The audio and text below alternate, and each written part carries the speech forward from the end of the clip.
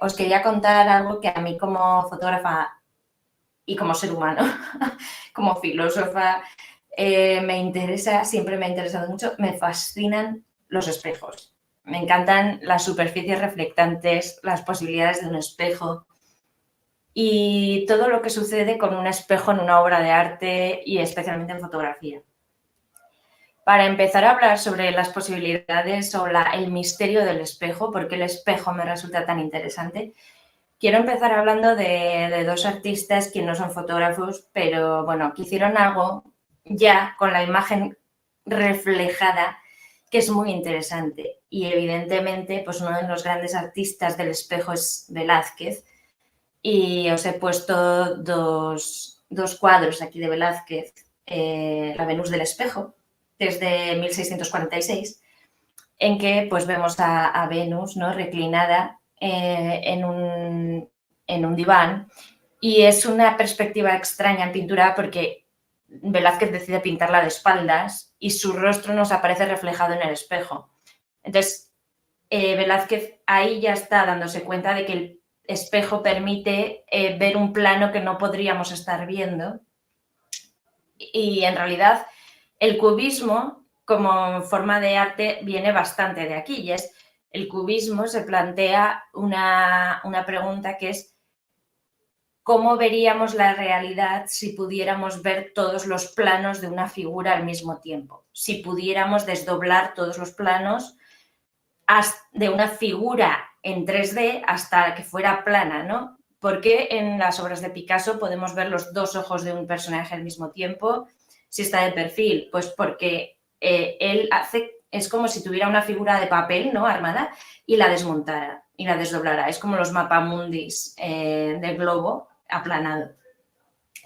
Esta idea ya yo creo que empieza con los espejos, porque con el espejo uno puede ver varios planos de una misma figura a la vez, como en el caso de la Venus del espejo de Velázquez. Podemos ver la espalda y podemos ver la cara. Velázquez además tiene una finura trabajando espectacular porque tiene ese esfumato, ¿no?, en el que la imagen del espejo pues, no nos aparece definida. También eso tiene que ver con el tipo de espejos que había en ese momento. Los espejos antiguos eran de materiales metálicos con unos baños por encima que eran bastante opacos y no ofrecían una imagen definida ni brillante. A mí estos espejos me encantan también, por cierto. Yo tengo algún espejo antiguo y es algo que me gusta muchísimo el tipo de imagen que ofrecen porque ya tiene bastante de fotográfico un espejo antiguo. Digamos que esta Venus de 1646 a mí me parece que Velázquez ya se da cuenta de que el espejo ofrece esa posibilidad de ver varios planos al mismo tiempo, pero todavía está en un nivel que es, digamos, bastante básico, en el sentido de que todo el mundo se da cuenta de que el espejo permite ver un plano que normalmente no podría estar viendo. Pero en 1657, en Las Meninas, Velázquez lleva ese juego del espejo mucho más allá, porque cuando se supone, no sé hasta qué punto pueda ser cierto o no esto, que lo que le piden a Velázquez es que pinte el retrato de los reyes, y Velázquez decide como girar toda la obra, incluirse a sí mismo en la obra pintando y que todo sea un juego de espejos y de reflejos y haya unas circularidades en que hace que la realidad se mire totalmente desde otra perspectiva, altera totalmente la percepción de los planos. A mí ese juego me parece tan inteligente y bueno, si realmente Velázquez se arriesgó a hacer esa jugada, me parece que era un tío muy valiente y que había que tener una autoestima potente para decir, va, pues yo voy a hacer esto. Y es un desafío muy grande lo que Velázquez hizo con esas meninas, ¿no? Me parece que es uno de los grandes juegos de la modernidad. Probablemente en este cuadro comienza una etapa nueva de la historia. Pero bueno, este juego de Velázquez, ya tan complejo, me parece que el siguiente artista que lo ve de manera tan precisa o lo lleva más allá es Magritte. Y Magritte, pues vemos que en sus obras, que son surrealistas, pues nos aparecen imágenes en espejos, pero que son imposibles, ¿no? O sea, el espejo que refleja el mismo plano que estaríamos viendo. Este es el antiespejo totalmente, ¿no? Si el espejo nos permitiría ver un plano distinto, en este caso el espejo nos está ofreciendo exactamente el mismo plano, con lo cual no es un espejo, es una réplica, pero no. Digamos que el espejo nos enfrenta a la alteridad, nos hace ver el plano en otro lugar, otro plano en otro sitio. Magritte hace como que desenreda ese giro y entonces nos deja en un lugar muy extraño, ¿no? Nos deja totalmente extrañados.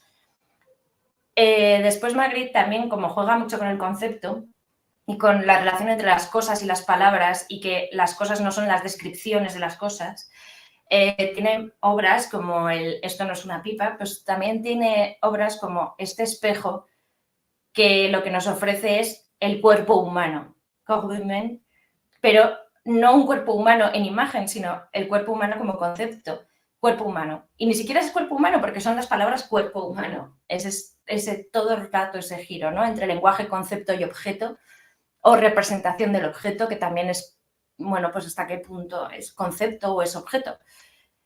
Ahí hay una dificultad muy grande.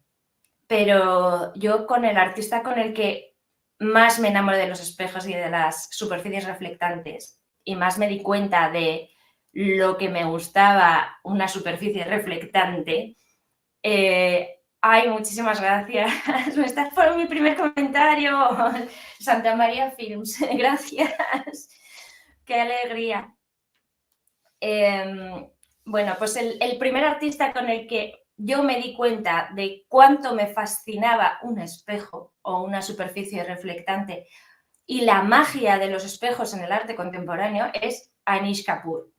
El escultor Anish Kapoor juega mucho con las superficies reflectantes, juega mucho con esculturas de gran dimensión ubicadas en espacios naturales, también en espacios internos, pero es muy importante las grandes dimensiones de sus esculturas, porque parece que te absorben, que absorben al espectador. El espectador se ve como obligado a meterse dentro de la obra prácticamente por las grandes dimensiones de las piezas de Anish Kapoor. Anish Kapoor, cuando juega con las esculturas que reflejan, que tienen espejo, espejeantes, qué palabra tan bonita, aquí en estas piezas se ve muy claro esto que estoy contando, y es que el espejo produce una alteración de los planos en la realidad. Aquí el cielo de repente está en el suelo y el espejo es lo que consigue. El espejo, al reflejar otra parte del mundo, trae otra parte del mundo a otro lugar, traslada un plano a otro lugar donde no debería estar, de tal modo que vemos el cielo en el suelo y todo lo que está arriba está abajo, ¿no? Evidentemente esto hay una percepción natural también en otras superficies reflectantes naturales, como el agua. Es muy habitual el hacer las fotos de reflejos en el agua, porque precisamente producen ese extrañamiento, ese juego, esa comedia al trasladar los planos y darles la vuelta. Yo creo que casi cualquier persona que se haya aficionado a la fotografía en algún momento ha hecho una foto en un charco, de una persona reflejada en un charco, porque de repente se le ve hacia arriba y hacia abajo, se duplica, se da la vuelta. Y esto nos obliga a pensar sobre la propia figura y no la representación, ¿no? Cómo nos aparece representada objeto y representación. Esta relación, que es tan complicada, en las superficies espejeantes, pues se ve como más en tu cara, ¿no? Es esa magia en directo. Y la fotografía, al fin y al cabo, no deja de ser un juego de espejos, porque la propia superficie reflectante es la que nos hace empezar a pensar que podemos captar, fijar esa imagen real en otro lugar. Y entonces primero está el espejo, que traslada el plano a otro sitio, y después ya entra el tema de los materiales fotosensibles, que son capaces de fijar la imagen real en una superficie, pues un papel, una tela, un canvas, ¿no? Pero al fin y al cabo, la cámara fotográfica también es una caja con un espejo. No deja de ser una caja con un espejo, pero que logra fijar la imagen en una película porque es fotosensible el propio material, ¿no? El material se ve afectado por el reflejo del espejo. En fin, o sea que la fotografía al fin y al cabo siempre tiene un espejo de fondo, pero a mí me interesa mucho cómo el espejo nos enfrenta a imágenes extrañas y nos da una posibilidad que no muy a menudo tenemos, que es el vernos a nosotros mismos. Y el espejo ha sido un gran objeto para la creatividad de los artistas, para la investigación del artista, especialmente del fotógrafo, diría yo, porque le ha permitido al artista verse a sí mismo, retratarse a sí mismo, y no solo retratarse a sí mismo, sino retratarse a sí mismo retratando, ejerciendo su profesión, que esto es muy interesante, porque cuando uno se hace un autorretrato ante un espejo, en general la cámara también tiende a salir en la imagen. Y entonces esto es algo que yo me doy cuenta que lo hago mucho en mi propio trabajo fotográfico, que me gusta mucho fotografiar espejos, me gusta mucho fotografiar reflejos, me gusta cómo en un reflejo muchas veces se mezclan distintos planos porque el reflejo no es perfecto, no es nítido, se mezcla lo que conseguimos ver a través del vidrio con lo que estamos viendo también reflejado desde fuera y entonces de repente se producen, digamos, casi como dobles exposiciones pero en la propia realidad. Y bueno, lo que os quería enseñar es que he estado haciendo una labor de investigación y arqueología estos días para encontrar algunas de las fotografías de autorretrato con espejo que más me gustan. Casi todos los fotógrafos en algún momento se han hecho autorretratos con espejos o sobre superficies reflectantes. Así que podría haber escogido tantas otras. Yo he escogido unas cuantas para enseñároslas, pero bueno, evidentemente simplemente estoy presentando una de las posibles vías creativas en la fotografía, un tema que me parece interesante y que me parece muy bonito de ver también, no solo interesante conceptualmente, sino bonito de ver. A mí me hace mucha ilusión ver a alguno de mis fotógrafos favoritos en imagen, ¿no? Verles la cara, también verles cómo fotografían. Me parece muy cómico también, por otro lado. Y bueno, yo he hecho una selección de algunas de mis fotos favoritas en este sentido, pero evidentemente podrían ser muchas otras. Y yo os invito a que me mandéis fotos de fotógrafos en espejos si queréis, que también podéis aportar más, evidentemente, pues estaré encantada de recibirlas y ir aumentando la colección de autorretratos de fotógrafos. Yo voy a ir pasando un poco la presentación para ir enseñándoos algunas de las que he seleccionado porque me parecen muy bonitas y me gustan. Vaya, al fin y al cabo el criterio no ha sido más que este y es que me gustan estas fotografías. Así que vamos para allá. Bueno, Anish Kapoor seguía con el traslado de los planos, tenía también el mítico monumento de la alubia en el Parque del Milenio en Chicago, que es una de estas esculturas en las que el traslado de planos, la deformación de los planos, pues se ve de manera más obvia, porque de repente pues las personas pasan a estar arriba también y boca abajo, más pequeñas, más agrandadas. Aquí también lo vemos, ¿no?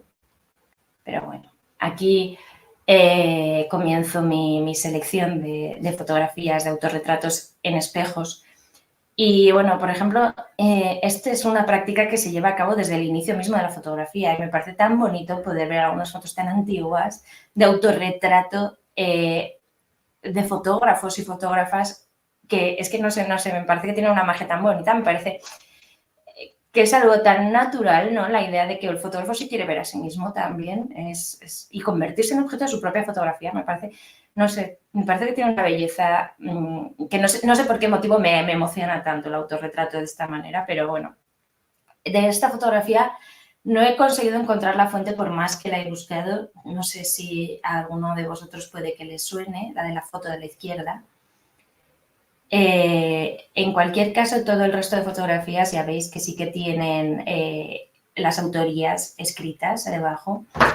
Y yo he hecho una selección, bueno, pues que he intentado que esté equilibrada también respecto a lo masculino y lo femenino. Y me hace mucha ilusión también ver fotógrafas desde los primeros momentos la fotografía, ¿no? Es algo que me ilusiona mucho. Veis aquí a Chansonetta Stanley Emmons. No sé, me encanta ver también en las cámaras cómo evoluciona en las habitaciones, los vestuarios, los propios rostros, ¿no? Me parece que el autorretrato también es una manera muy bonita de dejar un registro del paso del tiempo y de cómo la realidad también va evolucionando.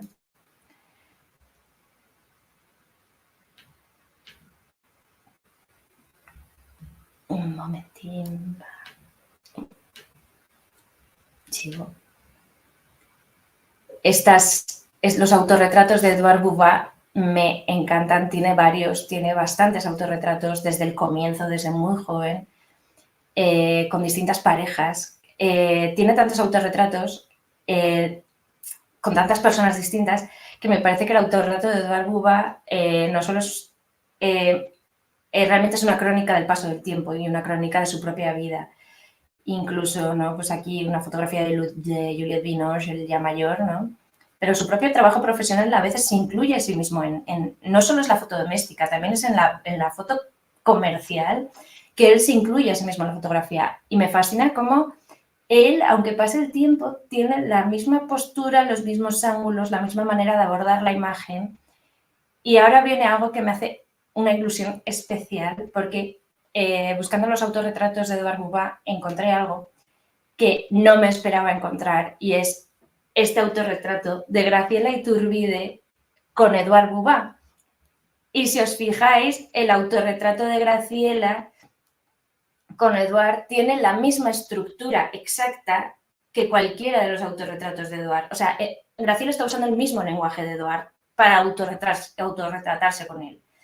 Y me hace especial ilusión porque Graciela Iturbide considero que es una de mis grandes maestras de la fotografía, es una persona magnífica con la que he tenido la suerte de aprender y es una persona que valoro muchísimo y me hace tanta ilusión haber encontrado este autorretrato de Graciela con Edouard Bouvat. No sé, cuando conoces a la persona realmente es tan emocionante verla. La imagen, no sé, una imagen que es historia de la fotografía y verla así, ¿no? Decir, jolín, yo esta persona es que la conozco, ¿no? Y de repente la realidad se transforma. La imagen no solo es imagen, es historia, es realidad, es recuerdo, es peso, es poso. No sé, tiene tanta emoción. Me encanta encontrar estos autorretratos con espejo tan antiguos, ¿no? O sea, Edward Steichen, no sé si es Steichen, pero bueno, ahí lo tenéis escrito, yo hago lo que puedo. Me encanta la elegancia de este autorretrato, la textura de la imagen, es preciosa, ¿no? Y piensas, realmente las personas seguimos siendo iguales, pero es tan distinto todo lo que es contextual, ¿no? Todo lo cultural que nos rodea, pero la imagen de la persona en sí es... podríamos ser cualquiera de nosotros en exactamente la misma pose, con la cámara puesta igual. Este autorretrato de Willy Ronis también me encanta, con la luz indirecta, ¿no? Todo con el flash, o sea, es tan bonito ver también cómo evoluciona la fotografía a través de estos autorretratos, ¿no? Mirad a Paul Turner Sargent también, Harold Casno. Este me parece maravilloso porque también veis, ¿no? Pues que los distintos tipos de espejo nos ofrecen la imagen enmarcada ya. Eso también es una de las peculiaridades del espejo. El espejo no solo nos ofrece un plano ya hecho, digamos, sino que es que nos la está dando enmarcada, nos está dando la fotografía misma, nos está dando ya la imagen enmarcada. Es realmente enfrentarse a un espejo es como enfrentarse ya a la propia fotografía. Yo creo que por eso surge así el invento, ¿no? De la cámara fotográfica. A mí me encanta hacer autorretratos. Cada vez que me encuentro con un espejo que tiene un marco un poco barroco, me encanta hacerme la foto. porque me parece tan gracioso como el marco barroco hace que la imagen parezca antigua, que parezca un autorretrato antiguo, o sea, un retrato antiguo o una pintura, pero la imagen mía no es antigua y eso siempre me parece muy gracioso y es algo que realmente me gusta mucho hacer. Y me encantan esos espejos con marcos elaborados, dorados y singulares, ¿no? El autorretrato, probablemente lo sabéis, es un medio, un lenguaje que ha sido especialmente explorado por las fotógrafas mujeres. Estos autorretratos ya sí que son un poco distintos, porque yo creo que ya no son tan directos, ¿no? No es simplemente me estoy viendo y quiero dejar fija esa imagen que estoy viendo, que básica, ¿no? Solo el propio reflejo puro, limpio. Aquí ya estamos entrando en configuraciones de lenguajes más complicados. Una fotografía desde muy lejos, bastante borrosa, en que la fotógrafa no está mirando al espejo, entonces no se está reflejando a sí misma su propio rostro, sino tal vez solo la labor de retratar, ¿no? Es un retrato más de la acción que de la persona. Y este autorretrato de Elga Paris me encanta porque es un autorretrato de ella, pero también de las cosas que le gustan o de cómo otros le han retratado, si le han dibujado, sus cosas. Esto es algo que también me encanta, el autorretrato de personas a través de sus cosas, de sus objetos. Me parece siempre muy bello, ¿no? Esos bodegones de los objetos personales de alguien y cómo un bodegón de objetos muy personales de alguien no es un bodegón, es un retrato. Y estos autorretratos es que me parecen, Elga Paris me encanta, me encanta cómo juega con la diagonal, cómo hay tantas imágenes en esa imagen. No sé, me parece que hay mucho juego, mucha profundidad en esa fotografía.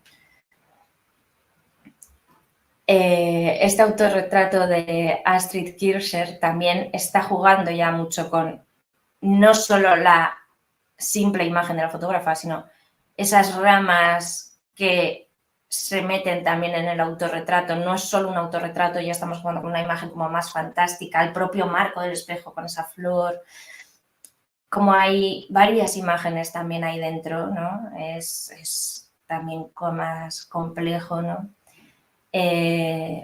Bueno, este autorretrato de Richard Avedon tiene bastantes autorretratos también, pero sobre todo tiene algunos autorretratos él solo, pero sobre todo tiene muchos autorretratos trabajando y fotografiando a otras personas. Y me encanta cómo se incluye dentro de ese mundo.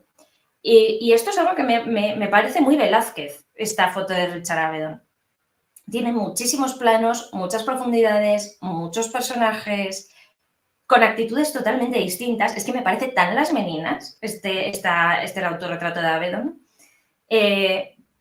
¿Y por qué Avedon decide incluirse en la imagen? Porque también es parte de ese mundo, porque es que no lo sé, o sea, la imagen es bellísima y me encanta ver a Avedon, me hace mucha ilusión ver a Avedon.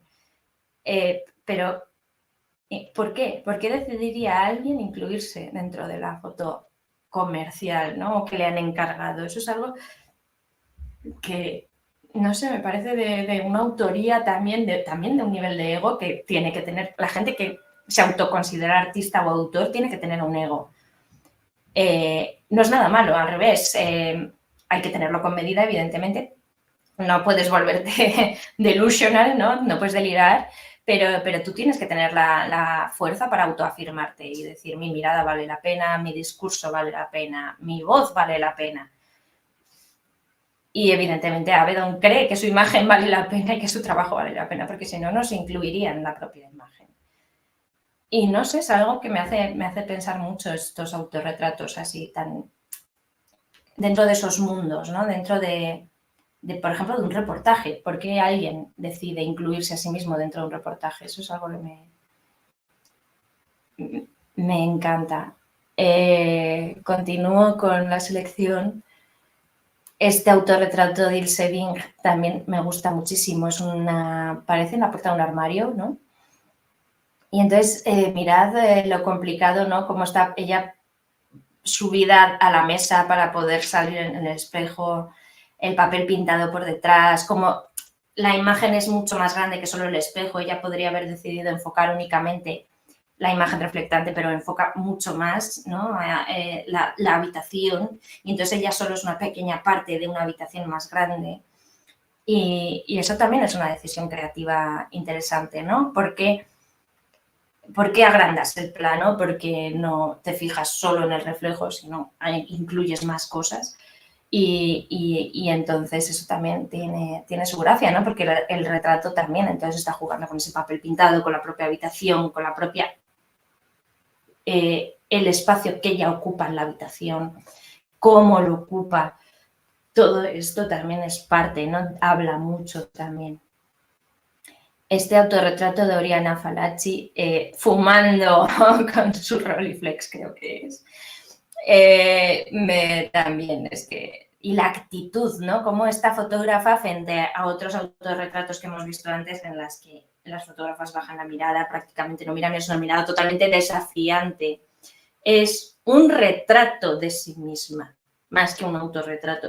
Esta diferencia me la acabo de sacar yo de mi cabeza, pero creo que sería una distinción interesante. La diferencia entre hacer un retrato de uno mismo y hacer un autorretrato, ¿no? O sea, aquí Oriana Fallaci claramente está posando para ofrecer una parte de sí misma, un personaje de sí misma. Está performando y tal vez entonces hay pose y hay retrato y no es simplemente el autorretrato, sino que hay mucha decisión consciente de cómo me coloco para salir en esta imagen. Que esto también es muy interesante, sobre el ser retratado y sobre cómo uno performa el cuerpo y tiene que pensar sobre su cuerpo cuando es retratado, también es un tema muy interesante que podríamos explorar en algún momento, porque de esto también he trabajado, o sea, he leído, tengo varios textos, así que también podría ser algo interesante a tratar en el canal en algún momento, toda esa parte, digamos, complicada de cómo el ser fotografiados constantemente nos obliga a pensar sobre nuestra propia imagen y nuestro propio cuerpo y sobre cómo queremos expresar nuestro cuerpo en público. Evidente, y además más ahora cuando prácticamente ya todo es espacio público, ya no hay espacio privado o íntimo. Y bueno, pues ya vamos a llegar a mis grandes reinas de la fotografía con espejo. Evidentemente, cuando uno piensa en fotografía y espejo y autorretrato, es inevitable que te venga a la cabeza Francesca Budman. Probablemente es de las primeras personas que te vienen a la cabeza cuando piensas en autorretrato fotográfico. Y es que Francesca Budman además no solo hacía mucho, o sea, prácticamente toda su obra es autorretrato, pero y sus autorretratos son tremendos, muy valientes, muy creativos, van mucho más allá que cualquier autorretrato de cualquier otra persona. Ella ofrece un autorretrato que es muy psicológico, se adentra mucho en su propia problemática, en su propia mente. Ella no quiere simplemente dejar una imagen de su cuerpo, quiere dejar una imagen de su alma. Y eso yo pienso que se nota en su trabajo. Y creo que ha sido probablemente una de las artistas más valientes que ha habido en este mundo y que lamentablemente pues, se suicidó muy joven, porque realmente sí que estaba muy atormentada, pero como artista fue feroz, o sea, me parece increíble, una de las mejores artistas que ha habido, sin duda. Y bueno, los autorretratos con espejo de Francesca Budman, como veis, van a un nivel digamos, así como os decía, frente a la Venus del espejo, las meninas llevan el uso del espejo a un nivel mucho más allá. Es como en la película Inception, cuando hay varios niveles de sueño, pues esto sería como el tercer o cuarto nivel del sueño. Francesca Budman está ahí, ¿no? En ese nivel ya más complicado de cómo uso el espejo. No es tan fácil, es mucho más complejo. Entonces, cómo colocar el espejo en el suelo, en los ángulos, cómo... Ya es un autorretrato pues, con disparador, probablemente, ¿no? O no sé si, supongo que no. La verdad es que nunca me he puesto a investigar cómo hacía las fotografías de Francesca Budman, pero no creo que tuviera una persona ahí, sino que estaría usando un disparador. Y realmente, ¿no? Cómo se retrata a sí misma como un animal, prácticamente, como es ella enfrentándose a sí misma, que tal vez hasta ahora no habíamos visto este autorretrato así, ¿no? O sea, esa dificultad del uno consigo mismo. O sea, en estos autorretratos con espejo de Francesca Budman lo que se ve es lucha interna, lo que se ve es cómo hay una... cómo ella es rival de sí misma prácticamente, ¿no? O sea, hay como una pelea. Que eso hasta ahora pues no lo habíamos visto, no hay un nivel de complejidad tremendo. Y a continuación tengo otro autorretrato de Francesca Budman, también con espejo, que también es muy valiente, también es muy interesante y muy distinto, que es este, ¿no? Este autorretrato con esta roca que parece prácticamente un cerebro, ¿no? Es muy interesante porque son autorretratos en los que apenas se ve el cuerpo de ella, apenas se ve la figura de ella bien definida, solo se ve como algo de ella, pero no se la ve bien. De hecho, aquí no se ve nada de la cara, no se ve prácticamente nada del cuerpo, lo que es cuerpo, lo que es la parte central, ¿no? Ni torso, ni estómago, ninguna zona donde estén los órganos importantes del cuerpo, solo extremidades. Hay un nivel de ocultamiento, o sea, de hecho el espejo se está utilizando para que no se vea el cuerpo. Esto es rizar el rizo máximo. Y el hecho de que esa piedra tenga una forma prácticamente como de cerebro, wow, ¿no? Es ella frente a sí misma, es ella sola, no sé, es como que el cerebro va por su cuenta. O sea, hay tantas posibles interpretaciones de esto, es una fotografía tan compleja, pero bueno, evidentemente si uno piensa en fotografía y espejos, ella, especialmente autorretrato, piensa en Francesca Budman, pero vamos a llegar al final del directo casi con mi gran reina de los espejos. Y yo creo que es que es muy difícil decir esto, pero yo creo que es mi fotógrafa favorita y una de mis artistas favoritas en general y la quiero y la admiro y no sé, y me da una ternura y una desazón y todo que me muero, que es Vivian Maier, que es para mí la gran reina del espejo. Vemos aquí este primer autorretrato de Vivian Maier con dos espejos de tal manera que en lo que os hablaba de Inception, ¿no? Aquí hay muchos niveles de reflejo, muchos niveles de plano, ella misma varias veces pero haciéndose cada vez más pequeña, cada vez más recortada. Bueno, es que me parece fascinante y ella tiene muchísimas fotografías en espejos o superficies reflectantes, muchísimas. Me da la sensación de que era una persona que cada vez que veía un espejo hacía la foto. Y la verdad es que yo antes de conocer a Vivian Maier era algo que también he hecho mucho y de hecho hay veces que puedo mirar mi archivo fotográfico y me encuentro fotos que digo, joder, esto es muy Vivian Maier porque llevo toda mi vida haciendo esto también, ¿no? Y me parece fascinante el uso que ella hace de los planos en los espejos, ¿no? Cómo decide agrandar o no el plano para incluir más parte o menos parte del contexto de las habitaciones, de las ciudades, cómo utiliza estos espejos más pequeños, con otras formas. Estas fotografías de escaparates en las ciudades me encantan y esta es el tipo de fotografía que yo digo que a veces he hecho fotos muy parecidas a esta y me las he encontrado después y he dicho, vaya, cómo hay varios planos, ¿no? Se juegan varios planos y al jugarse con esos varios planos, de repente hay una reflexión sobre lo que es interior y lo que es exterior a la persona, ¿no? Y cómo se dan varios niveles de profundidad en la propia persona. Las personas estamos llenas de cosas. No somos solo la imagen de fuera, también somos todo ese mundo interno.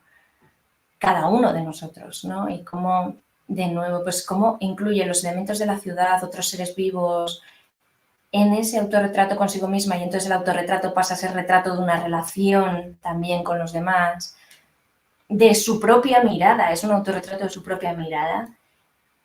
Es que, bueno, me parece fascinante. Esta fotografía es mucho más compleja de lo que parece porque uno puede quedarse solo en el rostro en la bandeja que además aparecen rejas, y entonces uno podría pensar, bueno, el personaje encarcelado, pero es que si uno ve el fondo, además, el cuerpo de ella está aquí atrás. Y entonces el rostro de ella aparece prácticamente en la zona de su útero y el cuerpo está detrás, pero sin cabeza. Es que es fascinante, de verdad. Tenía una inteligencia para escoger el plano. Y nunca se supo que era fotógrafa hasta mucho tiempo después. Es que esto, no sé, me deja tan en duda toda la historia de Vivian Maier. Y esta fotografía, en la que también se juega con varios espejos a la vez redondos, y esto sí que parece como decidido a propósito, ¿no? Me llama mucho la atención porque hay una pieza de Olafur Eliasson en el Museo del Gade-Alvear que es exactamente esto. Y aquí lo hace Vivian Maier. Y finalmente he escogido esta fotografía que es una de mis fotografías favoritas porque cuando pienso en el espejo y en la posibilidad de mirarse a uno mismo, tal vez antes de que hubiera pues, estos materiales metálicos de manera tan accesible a todo el mundo, la manera que teníamos de vernos eran las sombras. Y la representación era sombra y no imagen definida y no imagen con, digamos, con un relleno, sino simplemente la silueta. Y aquí ese autorretrato tanto de la sombra y la figura como de la imagen, pero la imagen pequeña y deformada en ese parece un volardo, ¿no? Y es autorretrato doble, ¿no? También. Y bueno, y ella parece estar como en un mundo, ¿no? También ahí dentro, en un mundo pequeñito. y bueno, pues yo así ya llego al final de mi selección de fotografías de autorretratos de fotógrafos con espejos. Y bueno, pues eso, invitándoos a que me mandéis imágenes si queréis, que dejéis comentarios, enlaces a páginas de otros artistas. Gracias, Berta, por tanto espejismo totalmente. La fotografía, al fin y al cabo, ¿qué es si no espejismos? Pero espejismos para mostrar realidades, ¿no? También realidades a lo mejor no objetivas, que eso me interesa mucho, ¿no? También, como la imagen puede expresar algo más allá de lo objetual, no es simplemente reproducción del objeto en otro lugar, ¿no? Es otra cosa. Y bueno, sobre todo repetir que os doy las gracias por estar aquí, por el interés que habéis mostrado, la acogida y que espero que esto siga. Yo desde luego voy a seguir. Y nada, que os mando un abrazo fuerte, compartid, suscribiros, dad like, comentarios, todas esas cosas que nunca digo porque me dan vergüenza, pero os las digo. Compartid, dad like, suscribíos, todo, que ayudará mucho. Y nada, que os mando un abrazo y gracias.